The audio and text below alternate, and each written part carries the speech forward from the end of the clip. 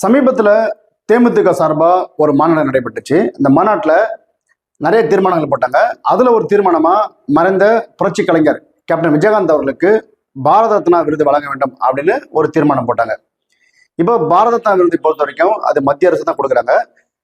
தமிழ்நாட்டில இருந்து இது வரைக்கும் 9 பேர் இந்த பாரத ரத்னா விருதை வாங்கியிருக்காங்க. இந்த விருது 1954 ஆண்டு முதல் தான் கொடுக்கப்பட்டு வருது. அந்த கொடுக்கப்பட்ட ஆண்டு, அதாவது 1954 ஆண்டு இந்த விருதை தமிழ்நாட்டில் 3 பேர் வாங்கியிருக்காங்க.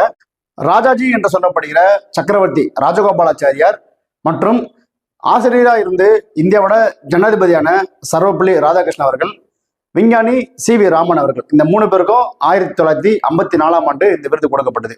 அதன் பிறகு வராகிரி வெங்கடகிரி அப்படின்னு சொல்லப்படுற வி.வி. கிரி அவர்களுக்கு 1975 ஆண்டு இந்த விருது கொடுக்கப்பட்டது. அதன் பிறகு பெருந்தலைவர் காமராஜர் அவர்களுக்கு 1976 ஆண்டு பாரத ரத்னா விருது வழங்கப்பட்டது. அவர் 1975 ஆண்டு மறைஞ்சு போறாரு. ஒரு வருஷம் கழிச்சு அவருக்கு இந்த விருது கொடுக்கப்பட்டது. அதுக்கப்புறம் புரட்சி தலைவர் எம்ஜிஆர் அவர்களுக்கு 1988 ஆண்டு பாரத ரத்னா விருது வழங்கப்பட்டுச்சு. அவரும் 1987 ஆண்டு மறைஞ்சு போறாரு. அவருக்கும் ஒரு வருஷம் கழிச்சு தான் இந்த விருது கொடுக்கப்பட்டது.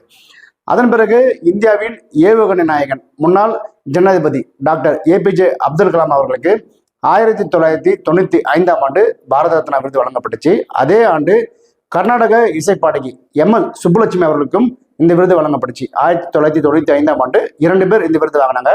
அதன் பிறகு 1998 ஆண்டு சி. சுப்பிரமணியம் அவர்களுக்கு இந்த விருது வழங்கப்பட்டுச்சு. ஸோ இந்த 9 பேர் தான் இது வரைக்கும் தமிழ்நாட்டில இருந்து இந்த பாரத ரத்னா விருதை வாங்கியவர்கள். இதுல 3 பேர் முதலமைச்சராக இருந்தவங்க. ராஜாஜி அவர்கள், பெருந்தலைவர் காமராஜர் அவர்கள், புரட்சித் தலைவர் எம்ஜிஆர் அவர்கள். இதுல புரட்சித் தலைவர் எம்ஜிஆர் மட்டும்தான் நடிகராக இருந்து முதலமைச்சராகி இந்த விருதை வாங்கிய ஒரே ஒருவர். இதுல பெருந்தலைவர் காமராஜருக்கும் புரட்சித் தலைவர் எம்ஜிஆருக்கும் அவங்க 2 பேருக்கும் இறந்த பிறகுதான் இந்த விருது கொடுக்கப்பட்டது. அதே போல ஒரு இசை கலைஞரா கர்நாடக பாடகி எம்.எஸ். சுப்புலட்சுமி தான் இந்த விருதை பெற்ற ஒரே இசைக்கலைஞர். இப்போ கேப்டன் விஜயகாந்த் அவர்களுக்கு பாரத ரத்னா விருது வழங்க வேண்டும் அப்படின்னு ஒரு கோரிக்கை வச்சிருக்காங்க. மத்திய அரசோட பரிசீலனை இருக்கிறதுனால மத்திய அரசு இந்த விருதை கேப்டன் அவர்களுக்கு வழங்குமா என்பதை பொறுத்திருந்து பார்ப்போம்.